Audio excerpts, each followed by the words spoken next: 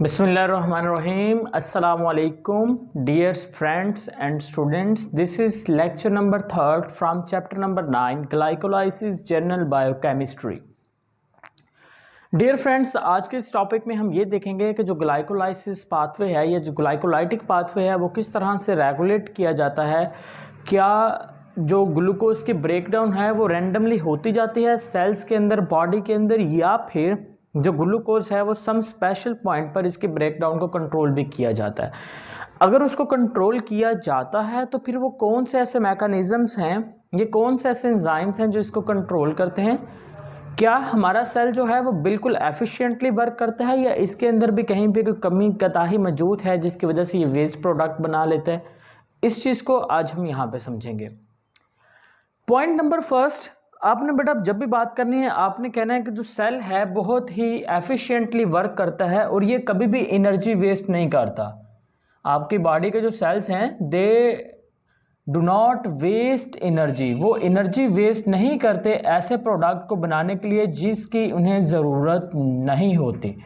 बहुत efficiently work करता है। आपने कहना है कि वो एनर्जी वेस्ट नहीं करता, एफिशिएंटली वर्क करता है और वो प्रोडक्ट कभी भी नहीं बनाएगा that's products that do not need, और जिन प्रोडक्ट्स की ज़रूरत नहीं होती उसको कभी नहीं बनाएगा।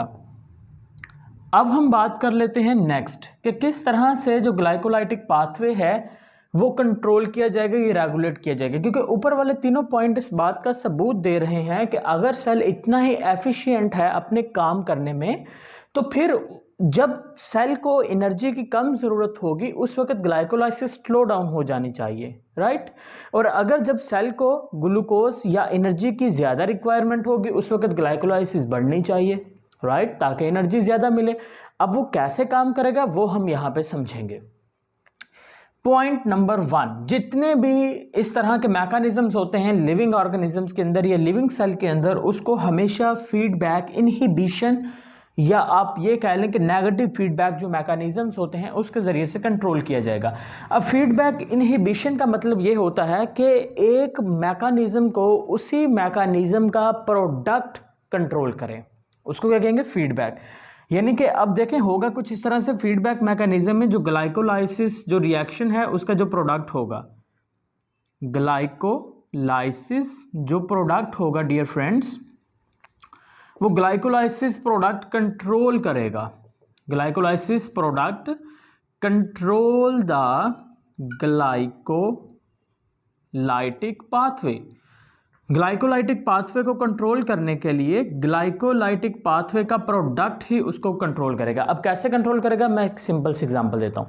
सिंपल एग्जांपल ये है मेरे पास डियर फ्रेंड्स, जब ग्लाइकोलाइसिस होती है, ग्लाइकोलाइसिस के होने से जो ग्लूकोज है वो टूट जाता है जिसके नतीजे में प्रोडक्ट बन जाते हैं पायरोवेट की फॉर्म के अंदर। अब अगर ये जो पायरोवेट है, इस पायरोवेट को नेक्स्ट जो स्टेप है, ये नेक्स्ट केमिकल रिएक्शन है, वहाँ पर जाके इसको काम करना है, इसको टूटना है कंप्लीटली तौर पर, जिसको आप रेस्पिरेशन का नाम देते हैं, एरोबिक या एनएरोबिक रेस्पिरेशन का। लेकिन अगर डियर फ्रेंड्स सोचिए इस ग्लाइकोलाइसिस का जो एंड प्रोडक्ट है पायरोवेट वो यहाँ पर जमा होना शुरू हो जाए तो क्या होगा, वो क्या करेगा, जैसे ही उसकी अमाउंट बढ़नी शुरू हो जाएगी वो मैसेज भेजेगा किस चीज़ का, इनहिबिशन का। किस चीज़ का मैसेज भेज देगा, इनहिबिशन का मैसेज भेज देगा कि अब ग्लाइकोलाइसिस जो पाथवे है उसको स्टॉप कर दिया जाए या उसकी स्पीड को स्लो किया जाए। मैं समझाता हूँ आपको जनरल वे में। सपोज डैट आपकी बॉडी को एनर्जी कम चाहिए, आप बिल्कुल रेस्ट की हालत में हैं, आप काम नहीं कर रहे। जब आप काम नहीं करेंगे आपकी बॉडी को कम एनर्जी चाहिए, इसका मतलब है कम एनर्जी चाहिए तो ग्लूकोज कम टूटना चाहिए ना। अब ग्लूकोज कम टूटना चाहिए क्योंकि एनर्जी कम चाहिए। अब ग्लूकोज टूटा, पायरोवेट बन गया। पायरोवेट जब मुकम्मल तौर पर नेक्स्ट स्टेप में टूटता है तो बेटा उसके नतीजे में कार्बन डाइऑक्साइड और वाटर बनता है और huge amount of ATP release होती है। लेकिन आपको तो एटीपी चाहिए ही नहीं। इसका मतलब ये है कि जो पायरोवेट है वो अगले स्टेप में नहीं जाएगा, क्योंकि अगर तो आप काम करते एटीपी ज़्यादा रिक्वायर्ड होती तो पायरोवेट अगले स्टेप में जाता। लेकिन अब एनर्जी नहीं चाहिए तो पायरोवेट अगले स्टेप में नहीं जाएगा क्योंकि एटीपी चाहिए नहीं। अब इसके नतीजे में पायरोवेट यहीं पे जमा होना शुरू हो जाएगा। जब पायरोवेट जमा होना शुरू हो जाएगा उसकी अमाउंट जैसे ज़्यादा होगी वो मैसेज भेजेगा वापस कि अब क्या किया जाए, उसको जो केमिकल रिएक्शन है या मैकेनिज्म है उसको इनहिबिट किया जाए, उसको हम नाम दे देंगे फीडबैक इनहिबिशन। कि इस मैकेनिज्म को, इसी मैकेनिज्म का जो प्रोडक्ट है पायरोवेट, वो क्या कर रहा है, वो फीडबैक या नेगेटिव फीडबैक के जरिए से उसको स्टॉप करवा रहा है या कंट्रोल कर रहा है। Is that clear? और जब एनर्जी ज़्यादा चाहिए होगी, आप उठ के काम करें, एक्सरसाइज करें या स्ट्रेंशियस वर्क करें, उसके नतीजे में क्या होगा, एटीपी ज़्यादा चाहिए होगी तो जो पायरोवेट होगा वो जल्दी से जल्दी टूटता चला जाएगा। जब जल्दी से जल्दी टूटेगा, पीछे से पायरोवेट कम हो जाएगा, पायरोवेट कम हो जाएगा तो ये जो असर होगा इसका ख़त्म हो जाएगा, असर ख़त्म होगा तो ग्लाइकोलाइसिस दोबारा से रेगुलेट कर जाएगा। That is the feedback inhibition. Next one is control of catabolism. अब सपोज डैट कैटाबोलिज्म, जो ग्लाइकोलाइसिस है ये कैटाबोलिकली पाथवे होता है, ठीक है। Glycolytic is a catabolic pathway. Catabolic pathway ये इसलिए कहते हैं क्योंकि इसमें एक बड़ा जो प्रोडक्ट है वो छोटे प्रोडक्ट के अंदर ब्रेक डाउन होता है। लेकिन सपोज डैट फर्ज करें कि अगर आपके जो मसल सेल हैं, आप कोई हैवी काम कर रहे हैं तो हैवी काम करने की वजह से जो मसल सेल्स हैं उसको एटीपी ज़्यादा चाहिए होती है, एटीपी रिक्वायर्ड। जब एटीपी की ज़रूरत ज़्यादा होगी उस वक्त क्या होगा डियर फ्रेंड्स, जो ग्लाइकोलाइसिस है वो स्पीड अप हो जाएगी। और जब मसल सेल जो होंगे वो रेस्ट की हालत में होंगे तो जाहिर बात है एटीपी की जो रिक्वायरमेंट होगी, एटीपी रिक्वायरमेंट डिक्रीज, रिक्वायरमेंट क्या हो जाएगी, डिक्रीज हो जाएगी। यहाँ पर रिक्वायरमेंट इंक्रीज हो गई। अब ऊपर टाइटल जरा गौर से पढ़िए, टाइटल यहाँ पे लिखा गया कंट्रोल ऑफ कैटाबोलिज्म। अब किस तरह से ये जो कैटाबोलिज्म हो रहा है यहाँ पर मसल सेल्स के अंदर एटीपी का, दो कंडीशंस मैंने लिख दी हैं। एक कंडीशन में आप क्या कर रहे हैं, आप वर्क कर रहे हैं, एक कंडीशन में आप वर्क नहीं रेस्ट कर रहे हैं। और दोनों कंडीशंस के अंदर क्या हो रहा है कि एक में एटीपी की ज़्यादा ज़रूरत है, दूसरे में एटीपी की कम ज़रूरत है। अब होता इस तरह से है बेटा, जब एटीपी की ज़्यादा ज़रूरत होती है उस वक्त आपके पास जो ग्लूकोज होता है वो एरोबिक रेस्पिरेशन के ज़रिए से कंप्लीटली तोड़ दिया जाएगा। और जब वो कंप्लीटली टूटता है, उसके टूटने से बहुत ह्यूज अमाउंट ऑफ एनर्जी निकलती है। अब ये जो एरोबिक रेस्पिरेशन है, इस एरोबिक रेस्पिरेशन को कंट्रोल किया जाता है कुछ आप ये कह लें कि कुछ रेगुलेटरी एंजाइम्स की मदद से। किसकी मदद से? कुछ रेगुलेटरी एंजाइम्स की मदद से इसको रेगुलेट किया जाएगा। अब वो जो रेगुलेटरी एंजाइम्स होते हैं वो इस कैटाबोलिज्म को कंट्रोल करते हैं। इसी वजह से यहाँ पे लिखा गया control of catabolism by the regulatory enzyme. के यहाँ पर जब सेल की ज़रूरत, एटीपी की ज़रूरत ज़्यादा थी, उस वक्त ये जो रेगुलेटरी एंजाइम थे उन्होंने एफिशिएंटली वर्क शुरू कर दिया। और जब एटीपी की रिक्वायरमेंट कम होगी तो जो रेगुलेटरी एंजाइम्स थे उनकी जो वर्किंग है वो भी कम होगी, तो एटीपी भी कम हो गई। That's it. सो ये आपके पास आ गया सेकंड कंट्रोल। थर्ड वन सबसे इंपॉर्टेंट है क्योंकि यहाँ पर हम एक रेगुलेटरी एंजाइम का ही जिक्र करेंगे। पीछे हमने सिर्फ ये कहा कि रेगुलेटरी एंजाइम कंट्रोल करेंगे, कैसे कंट्रोल करेंगे वो यहाँ पे समझ आएगा आपको। देखें, control of metabolism by a regulatory enzyme, and this enzyme name is a phosphofructose kinase। याद करिए कहाँ पे पढ़ा था हमने, इसको काफ़ी जगह पे डिस्कस किया है ग्लाइकोलाइसिस वाले टॉपिक में, फास्फोफ्रक्टोज काइनेस। अब ये जो डियर फ्रेंड्स फास्फोफ्रक्टोज काइनेस है, it is a regulatory enzymes that plays a significant role in controlling a glycolytic pathway. How it is controlling the glycolytic pathway? Let's understand this. Suppose that अगर हम फर्ज कर लेते हैं कि dear friends आपके पास cell के अंदर जो एटीपी है वो डिक्रीज हो गई है। एटीपी जब सेल के अंदर, एटीपी डिक्रीजेज इन सेल। बेटा जैसे ही एटीपी डिक्रीज होती है सेल के अंदर, उसके नतीजे में जो फास्फोफ्रक्टोज काइनेज होता है वो रेगुलेट हो जाता है। यानी कि जो फास्फोफ्रक्टोज काइनेज एंजाइम है वो किस चीज़ पर डिपेंड कर रहा है? वो एटीपी के ऊपर डिपेंड कर रहा है। अगर एटीपी सेल के अंदर कम है तो फास्फोफ्रक्टोज काइनेज अपना काम करना शुरू कर देता है। लेकिन जैसे ही सेल के अंदर एटीपी सफिशिएंट अमाउंट में मौजूद होती है, ATP present in sufficient amount, तो उसके नतीजे में क्या होता है, ये एटीपी जो होगी ये क्या करेगी, ये इसके जो इफेक्ट होगा उसको रिप्रेस करना शुरू कर देगी।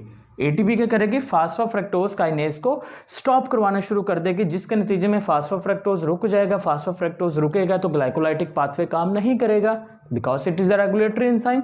और स्टेप नंबर थर्ड में इसका बहुत बड़ा रोल होता है ग्लाइकोलाइसिस के। समझ में आ गई बात? तो हम कहेंगे जब सेल के अंदर ATP कम होगी तो ATP के कम होने की वजह से उसके ऊपर कोई असर ही नहीं होगा, क्योंकि ATP ज़्यादा होगी तो ही उसके ऊपर असर होगा ना। अब ATP तो है ही नहीं, तो फास्फोफ्रक्टोज काइनेज बहुत स्पीड से काम करेगा।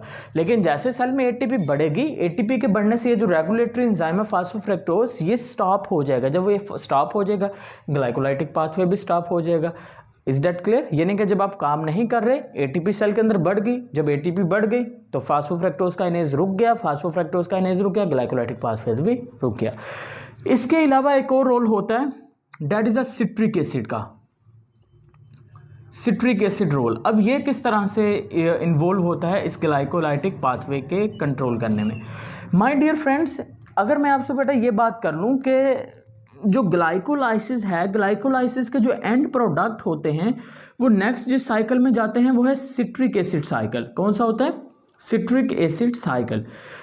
अब फर्ज करें आप, अगर ग्लाइकोलाइसिस से प्रोडक्ट ने जाना है सिट्रिक एसिड साइकिल में, अब अगर ये सिट्रिक एसिड ही यहाँ पर जमा होना शुरू हो जाए तो सिट्रिक एसिड, सपोज डैट, अब बेटा जैसे सिट्रिक एसिड जब जमा होना शुरू हो जाएगा, यानी कि सिट्रिक एसिड प्रोसीड ही नहीं कर रहा, सिट्रिक एसिड जब आगे केमिकल रिएक्शन हो ही नहीं रहा, तो क्या ग्लाइकोलाइसिस का केमिकल रिएक्शन होगा? नहीं होगा, कभी भी नहीं होगा। तो हम कहेंगे कि जब आपके पास साइटोप्लाज्म में सिट्रिक एसिड जमा होना शुरू हो जाएगा, उसके नतीजे में सिट्रिक एसिड के जमा होने की वजह से जो ग्लाइकोलाइसिस है वो स्टॉप या कम होना, उसका रेट शुरू हो जाएगा। क्योंकि ग्लाइकोलाइसिस का जो एंड प्रोडक्ट होता है, जिसको नाम दिया है पायरोवेट का, उस पायरोवेट को चेंज होना होता है एसिटाइल कोएंजाइम ए के अंदर, और एसिटाइल कोएंजाइम ए को नेक्स्ट इंटर होना होता है सिट्रिक एसिड साइकिल में मज़ीद टूटने के लिए, एनर्जी प्रोड्यूस करने के लिए। अब सेल के अंदर एनर्जी हो गई ज़्यादा, एनर्जी के ज़्यादा होने की वजह से सिट्रिक एसिड साइकिल हो गया कम, जिसकी वजह से सिट्रिक एसिड जमा हो गया। सिट्रिक एसिड जमा हो गया तो इसका मतलब है अब पहले से ही सिट्रिक एसिड मौजूद है, सेल को जो है, जो सिट्रिक एसिड साइकिल है उसको एसिटाइल कोएंजाइम ए भी नहीं चाहिए, क्योंकि वो तो स्टॉप हो रहा है, कम हो रहा है उसका रेट। जैसे ही एसिटाइल कोएंजाइम जमा होना शुरू होगा, जैसे ये जमा होगा उसके नतीजे में ग्लाइकोलाइसिस कम होना शुरू हो जाएगा, क्योंकि एसिटाइल कोएंजाइम तो ऑलरेडी पहले काफ़ी सारा मौजूद है। अब जब ये पहले वाला इस्तेमाल होगा फिर ही वो प्रोडक्ट बनाएंगे ना। कोई भी आपके पास बेटा अगर बात कर लें किसी भी फैक्ट्री के प्रोडक्ट की, तो जो फैक्ट्री है वो प्रोडक्ट तभी बनाती है जब पहला प्रोडक्ट उनका बिक जाता है। ऐसा नहीं है कि पहला प्रोडक्ट पड़ा है वो ऊपर से बनाते जा रहे हैं, नहीं। हमने कहा कि हमारा सेल बहुत एफिशिएंटली वर्क करता है, तो इसका मतलब ये है कि अगर एसिटाइल कोएंजाइम पहले से मौजूद रह गया या सिट्रिक एसिड जमा हो गया तो ग्लाइकोलाइसिस कभी भी नहीं टूटेगा, जिसके नतीजे में हम कहेंगे कि जो सिट्रिक एसिड साइकिल है ये भी किसी हद तक ग्लाइकोलाइसिस को कंट्रोल करने में एक बेसिक रोल प्ले करता है। होप सो आपको ये टॉपिक और लेक्चर अच्छे से समझ आया। इंशाल्लाह नेक्स्ट लेक्चर हम कंटिन्यू करेंगे बहुत जल्द ही। स्टे कनेक्टेड एंड अल्लाह हाफिज़।